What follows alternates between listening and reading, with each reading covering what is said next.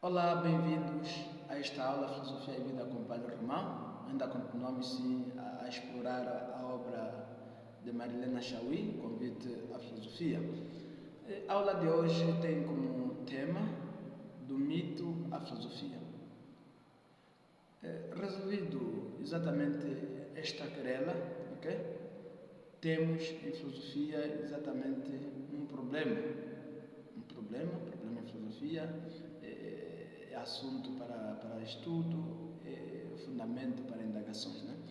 O novo problema pode ser assim formulado: a filosofia nasceu realizando uma transformação gradual sobre os mitos gregos ou nasceu por uma ruptura radical com os mitos? O que é um mito? Um mito é uma narrativa sobre a origem de alguma coisa, a origem dos astros, da terra, dos homens, das plantas, dos animais, do fogo, da água, dos ventos, do bem, do mal, da saúde, da doença, da morte, dos instrumentos de trabalho, das raças, das guerras, do poder, etc. A palavra mito vem do grego mitos, deriva de dois vocábulos, ou dois verbos, né? Do verbo miteio, que significa contar, narrar, falar alguma coisa para outros, né? E do verbo miterro é conversar, contar, anunciar, nomear, designar. Para os gregos, mito é um discurso pronunciado ou proferido para ouvintes que recebem como verdadeira narrativa, porque confiam naquele que narra. É uma narrativa feita em público, baseada, portanto, na autoridade e confiabilidade da pessoa do narrador. E essa autoridade vem do facto de que ele ou testemunhou diretamente o que está narrando, ou recebeu a narrativa de quem testemunhou os acontecimentos narrados. Quem narra o mito? O poeta rapsodo. Okay? Quem é o poeta rapsodo? Porque tem autoridade. Acredita-se que o poeta é um escolhido dos deuses, que lhe mostraram ou lhe mostram os acontecimentos passados e permitem que ele veja a origem de todos os seres, de todas as coisas, para que possa transmiti-la aos ouvintes. Sua palavra, o mito no caso, é sagrada porque vem de uma revelação dos deuses. O mito é, pois, incontestável e inquestionável. Atenção, na mentalidade grega. Como o mito narra a origem do mundo e de tudo o que nele existe? De três maneiras principais. Primeira maneira, encontrando o pai e a mãe das coisas e dos seres, isto é, tudo o que existe decorre de relações sexuais entre forças divinas pessoais. Essas relações geram os demais deuses, os tais chamados titãs. Titãs são seres semi-humanos e semi-divinos, não é? Pois os heróis são filhos de um deus com uma humana ou de uma deusa com humano, não é? Pois os humanos, os metais, as plantas, os animais, as qualidades como quente, frio, seco, úmido, claro, escuro, bom, mau, justo, injusto, belo, feio, certo, errado, etc. A narração da origem é assim uma genealogia, isto é, narrativa da geração dos seres, das coisas, das qualidades por outros seres que são seus pais ou antepassados. Temos, por exemplo, da narrativa mítica, tomemos um exemplo, observando que as pessoas apaixonadas estão sempre cheias de ansiedade e de plenitude, inventam mil expedientes para estar com a pessoa amada ou para seduzi-la e também serem amadas. O mito narra a origem do amor, isto é, o nascimento do deus Eros, que conhecemos com o nome de Cupido hoje, não é? E diz que houve uma grande festa entre os deuses, todos foram convidados, menos a deusa Penúria, sempre miserável e faminta. Quando a festa acabou, Penúria veio, comeu os restos e dormiu com o deus Poros, o astuto e engenhoso, né?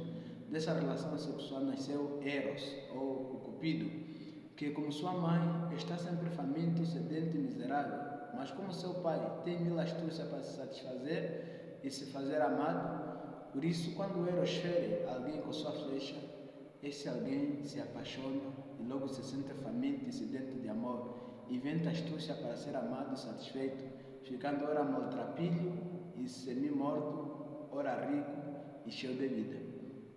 Pois, este é um exemplo de um mito, ok? Para se explicar a origem do amor, esta ânsia que o homem tem exatamente de se apaixonar.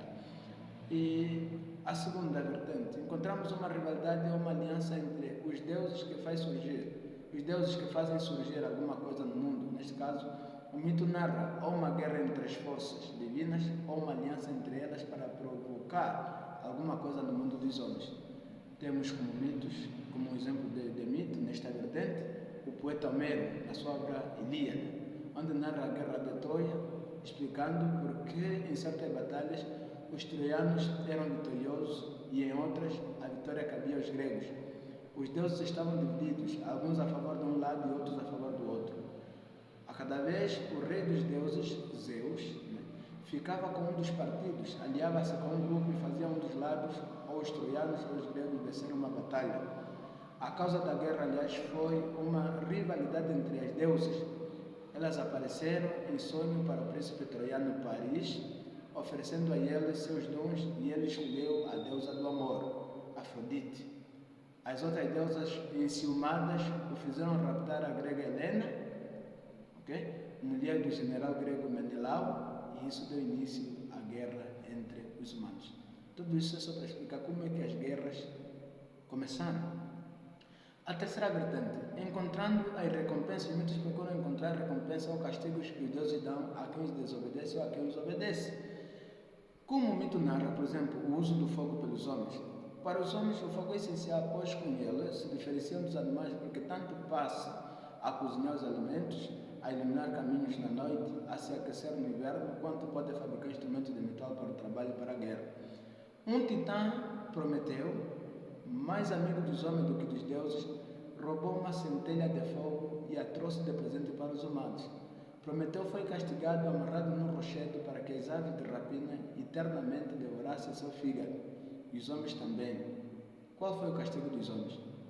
Os deuses fizeram uma mulher encantadora, chamada Pandora, a quem foi entregue uma caixa que conteria coisas maravilhosas, mas nunca deveria ser aberta.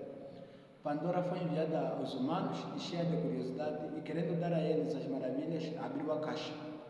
Dela saíram todas as desgraças, doenças, pestes, guerras e, sobretudo, a morte. Explica-se assim a origem dos males no mundo. Por isso, às vezes, fico questionado, quando vejo aquelas pulseiras, aqueles colares nos braços, de muita gente, que se chama Pandora. Pandora é símbolo de desgraça, é símbolo de azar, é símbolo de peste, é símbolo de guerra. Portanto, vemos, portanto, que o mito narra a origem das coisas por meio de lutas, alianças e relações sexuais entre forças sobrenaturais que governam o mundo e o destino dos homens. Como os mitos sobre a origem do mundo são genealogia, disse que são cosmogonias e teogonias. A palavra agonia vem de duas palavras gregas do verbo genaho, engendrar, gerar, fazer nascer e crescer, e do substantivo genos, nascimento, gênese, descendência, gênero, espécie. Gonia, portanto, quer dizer geração, nascimento a partir da concepção sexual e do parto. Cosmos, como já vimos, quer dizer mundo ordenado e organizado.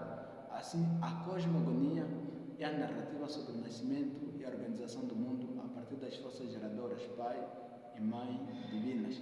Teogonia é uma palavra composta de gonia e teos, que em grego significa as coisas divinas, os seres divinos, os deuses.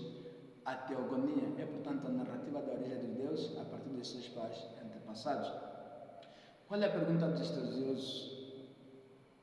É a seguinte: a filosofia ao nascer é, como já dissemos, uma cosmologia, uma explicação racional sobre a origem do mundo e sobre as causas da transformação e reprodução das coisas. Para isso, ela nasce de uma transformação gradual dos mitos ou de uma ruptura radical com os mitos. Continua ou rompe com a cosmogonia e a teogonia. Duas foram as respostas dadas e apresentadas por Madeleine Chauí na sua obra Convite à Filosofia. A primeira delas foi dada nos fins do século XX e começo do século, nos fins do século XIX e começo do século XX, quando reinava um grande otimismo sobre os poderes científicos e capacidades técnicas do homem. Dizia-se então que a filosofia nasceu por uma ruptura radical com os mitos, sendo a primeira explicação científica da realidade produzida pelo Ocidente. A segunda resposta foi dada a partir dos meados do século XX, quando os estudos dos antropólogos e dos historiadores, mostrando a importância dos mitos na organização social e cultural das sociedades e como os mitos estão profundamente entranhados no modo de pensar e de sentir de uma sociedade.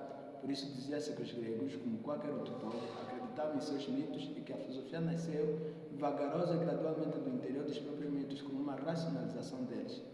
Atualmente consideram-se duas respostas exageradas e afirma-se que a filosofia, percebendo as contradições e limitações dos mitos, foi reformulando e racionalizando as narrativas míticas, transformando-as numa outra coisa, numa explicação inteiramente nova e diferente.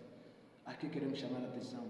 Mito não é mentira, como muitas vezes se quer evidenciar. Mito não é mentira.